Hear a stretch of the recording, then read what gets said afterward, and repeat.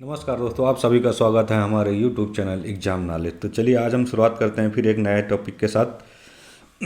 हमारा जो चैप्टर है, चैप्टर नंबर 9 है, क्लास 6 हिस्ट्री NCERT। ठीक है, जो लास्ट के दो चैप्टर बचे हैं 9 और 10।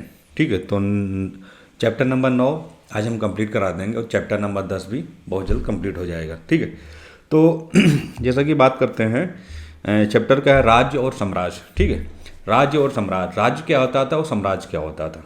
तो इन दोनों चीज़ों के बारे में हम आज पढ़ेंगे कि राज्य और साम्राज्य में क्या डिफरेंट है। ठीक है, तो क्लास 6 हिस्ट्री चैप्टर 9, और हम बहुत ही सरल भाषा में पढ़ेंगे। जैसे कि आप लोग को पता है कि एग्जाम नॉलेज चैनल हमारा जो है, और ये हमारा टेलीग्राम भी चैनल है, आप लोग इसको ज्वाइन कीजिए। और जो भी सारी चीज़ें, नोट्स हैं और भी जो भी चीज़ें अपडेट होंगी वो आपको टेलीग्राम के माध्यम से मिल जाएगी। ठीक है, तो हम बात करते हैं महाजनपद और उनका महत्व। ठीक है, महाजनपद और उनका महत्व। महाजनपद क्या थे, उनका महत्व क्या था। तो जैसे कि प्राचीन भारत में छोटे छोटे जनपद धीरे धीरे बड़े होते गए। जब बड़े होते गए तो वो धीरे धीरे मजबूत भी होते गए।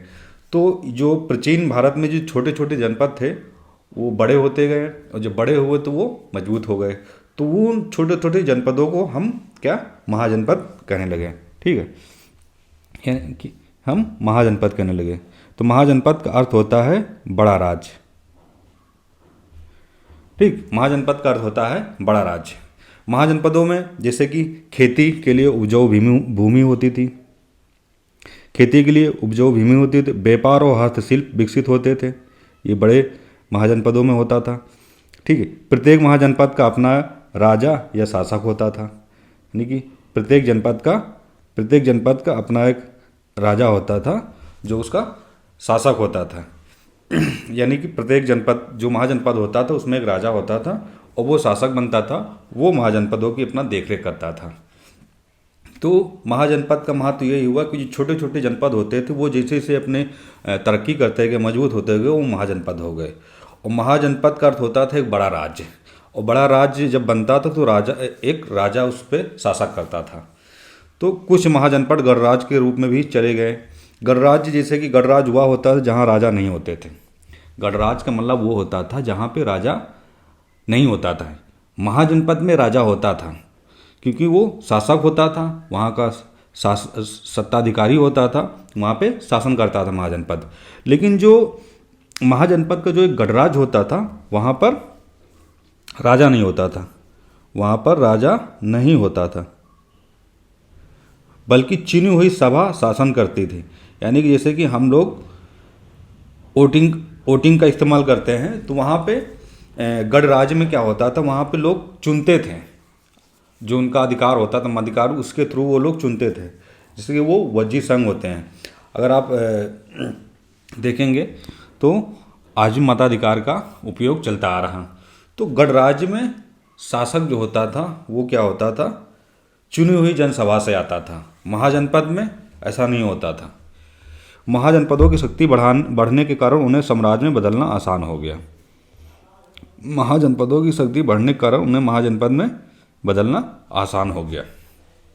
ठीक है, तो ये हो गया जनपद से महाजनपद, और महाजनपद तथा गणराज्य, ये तीनों का डिफरेंट क्या है वो चीज़ें पता चल गई। महाजनपद जो छोटे जनपद थे उनको मिला के एक महाजनपद बन गया। ठीक है, और कुछ महाजनपद गणराज्य के रूप में चले गए जहाँ पे क्या होता था, राजा नहीं होता था। वहाँ पे सभा द्वारा जो जनता होती थी वो लोग चुनते थे। तो उसको क्या कहते थे, वज्जी संघ कहते थे। वज्जी संघ, उसको जो कहते थे वज्जी संघ कहते थे। अब हम बात करेंगे मगध का उदय और महत्व। मगध का उदय, मगध प्राचीन भारत का सबसे शक्तिशाली महाजनपद था। सबसे प्राचीन शक्तिशाली महाजनपद था। नहीं कि मगध जो था, मगध प्राचीन भारत का सबसे शक्तिशाली महाजनपद था। उसकी जो विशेषताएं थी, जैसे कि उपजाऊ भूमि और खनिजों की उपलब्धता के में अच्छा था, हाथियों की उपलब्धता जिससे सेना मजबूत हुई। यानी कि जो मगध था वो दो चीज़ों में काफ़ी स्ट्रांग था। एक था उपजाऊ भूमि के बारे में, उपजाऊ भूमि की जो उपलब्धता थी वो बहुत ज़्यादा थी। मगध में, और हाथियों की जो उपलब्धता थी, यानी कि वहाँ पे हाथी बहुत ज़्यादा थे, तो जिससे हाथी होने से क्या होता, तो वहाँ की जो सेना होती थी वो बहुत ज़्यादा मजबूत हो गई होती थी। तो मगध का एक एक इसी वजह से मगध जो था, मगध प्राचीन भारत का सबसे शक्तिशाली महाजनपद बन गया। ठीक है, जैसे कि पाटलिपुत्र आज का, जैसे कि पाटलिपुत्र आज का पटना, जो हमारे बिहार की जो राजधानी है वो पटना है। तो पाटलिपुत्र जो था वो क्या था, पाटलिपुत्र, पाटिल आज का पटना को राजधानी बनाया गया है। यानी कि जो पाटलिपुत्र था, पाटलिपुत्र वो अब पटना हो गया, और पटना जो है वो बिहार की राजधानी है। ठीक है, लोहे के औजार और हथियारों का इस्तेमाल खेती और सेना में हुआ। लोहे का जो उपयोग होता था वो क्या होता था, खेती करने के लिए और सेना का इस्तेमाल में किया जाता था। ये दो चीज़ें हो गई। अब हम उसी टॉपिक कवर कर रहे हैं, जो चीज़ें हमारे एग्ज़ाम के रिलेटेड या हमारे जो कॉम्पिटिटिव एग्ज़ाम है उसमें जो इम्पोर्टेंट के तौर पे जो चीज़ें देखी जा रही हैं, उन्हीं चीज़ों को हम इंक्लूड करके नोट्स बना रहे हैं, उन्हीं चीज़ों को हम बता रहे हैं। जैसे कि महत्वपूर्ण शासक, महत्वपूर्ण दो शासक थे। नंबर एक बिंबिसार। बिंबिसार राज्य को विस्तार दिया और प्रशासन मजबूत किया। यानी कि जो बिंबिसार जो शासक था उसने क्या किया, राज्य का विस्तार किया और प्रशासन को मजबूत किया। वहाँ की जो प्रशासनिक व्यवस्था थी उसको उसने बहुत ही मजबूत तरीके से चलाया। अजातशत्रु, जो अजातशत्रु है, इसने क्या किया, अजातशत्रु मगध को शक्तिशाली साम्राज्य में बदलने में सहायता की। अजातशत्रु यानी मगध को एक शक्तिशाली राज्य बनाने में उसने अपनी सहायता की। तो ये दो महत्वपूर्ण शासक थे। अब हम बात करते हैं साम्राज्य का विकास कैसे हुआ। जो छोटे छोटे साम्राज्य, शक्तिशाली महाजनपद थे, उनका विकास कैसे हुआ। जब महाजनपद शक्तिशाली हुआ तो छोटे छोटे जो राज्य थे वो धीरे धीरे बड़े साम्राज्य में बदल गए। यानी कि महाजनपद जब शक्तिशाली हुआ तो जो छोटे छोटे राज्य थे वो बड़े साम्राज्य में लिप्त हो गए, यानी कि मिल गए, ये बदल गए। तो इससे क्या होता है कि साम्राज्य का विकास हुआ, वहाँ की चीज़ें और बेहतर और अच्छी हो गई। साम्राज्य में क्या विशेषताएं थीं, जैसे कि एक सशक्त राजा राज्य पर शासन करता था। एक सशक्त राजा राज्य पर शासन करता था। प्रशासन, सेना और कर संग्रह की अच्छी व्यवस्था थी। प्रशासन, सेना और कर व्यवस्था की अच्छी व्यवस्था थी। कृषि और व्यापार का विकास होता था। साम्राज्य में सुरक्षा और कानून का पालन होता था। ये साम्राज्य की चार विशेषताएं थीं। जो राजा राज्य पर शासन करता था, वो प्रशासन, सेना, संग्रह की एक अच्छी व्यवस्था होती थी, और कृषि और व्यापार का विकास हुआ, विकास में सहायता की। साम्राज्य में सुरक्षा और कानून व्यवस्था का जो पालन वो आसान तरीक़ों से वो लोग करते आ रहे हैं। मगध साम्राज्य प्राचीन भारत के पहले बड़े साम्राज्यों में से एक था। ये कह रहा, मगध जो था, मगध प्राचीन भारत के बड़े साम्राज्यों में एक था।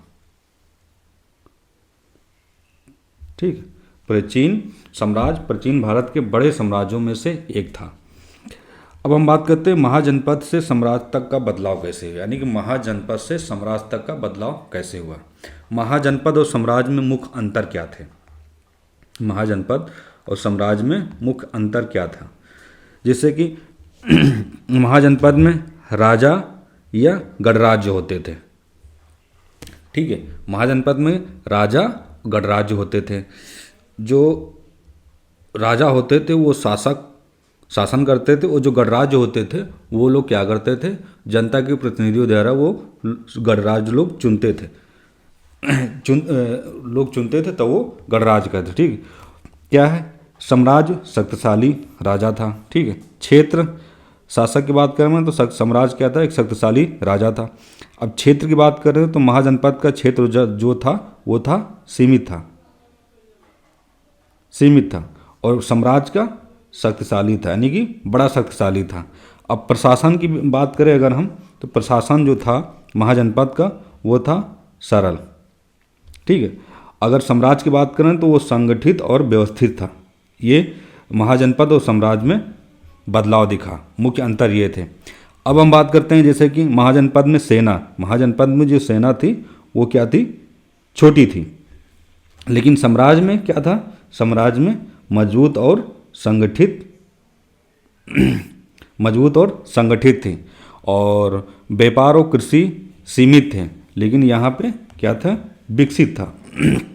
यानी कि यहाँ पे वो चीज़ें चल रही थी।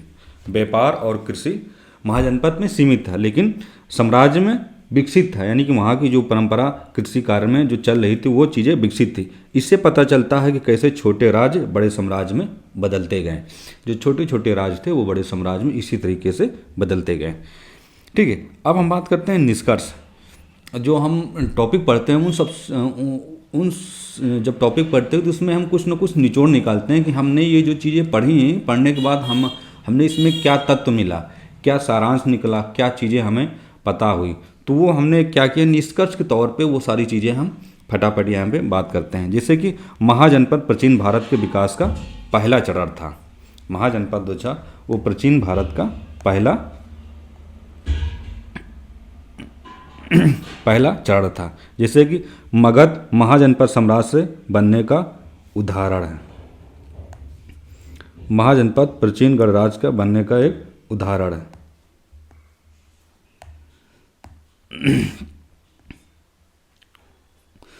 महाजनपद और साम्राज्य में प्रशासन, कृषि, व्यापार और समाज की संरचना में बदलाव आया। जैसे कि अभी हमने पढ़ा, महाजनपद और साम्राज्य में प्रशासनिक चीज़ों थोड़ी सी अलग अलग चीज़ें थी, तो उसमें कृषि, व्यापार और समाज की संरचनाओं में थोड़ा थोड़ा हमें बदलाव दिखा। यह अध्ययन में हमें ये समझने में मदद करता है कि कैसे समय के साथ छोटे छोटे राज्य बड़े और संगठित राज्य साम्राज्य में बदलते हैं। यानी कि ये चीज़ हम ये बता रहे हैं इसमें कि हमें समझने में मदद करता है कि समय के साथ छोटे बड़े राज्य और संगठित राज्य साम्राज्य में बदलते चले गए। ठीक है, छोटे छोटे राज्य और बड़े संगठित राज्य एक दूसरे से बदलते चले गए। तो ये हमारा जो टॉपिक है, यहीं से अब अध्याय 9 हमारा जो चैप्टर है ख़त्म हो गया। ठीक है, बहुत सरल चीज़ें हमने इसमें वही चीज़ों को हमने ऐड किया है जो चीज़ें हमारे लिए महत्वपूर्ण हैं। फालतू की चीज़ें हमने इसमें नहीं ऐड किया है, और हम जो ही चीज़ें हमारे लिए, आपके लिए, सबके लिए इम्पोर्टेंट होंगी उसी चीज़ों को हम बताएंगे। और इसके हर चैप्टर का 10 MCQ हम बनाए हुए हैं, जो बहुत जल्द आप लोगों को वीडियो मिल जाएगी। और टेलीग्राम भी आप लोग ज्वाइन करिए। तो चलिए अब हम मिलते हैं नेक्स्ट अध्याय के साथ, अध्याय 10 में। ठीक है, जो भी चीज़ें क्वेरी कुछ भी होती है तो आप लोग प्लीज़ उसको कमेंट करके बताइए, शेयर करिए, लाइक करिए, और आप लोग सपोर्ट ज़रूर करिए। तो मिलते हैं फिर हम नेक्स्ट टॉपिक के साथ। जय हिंद, जय भारत।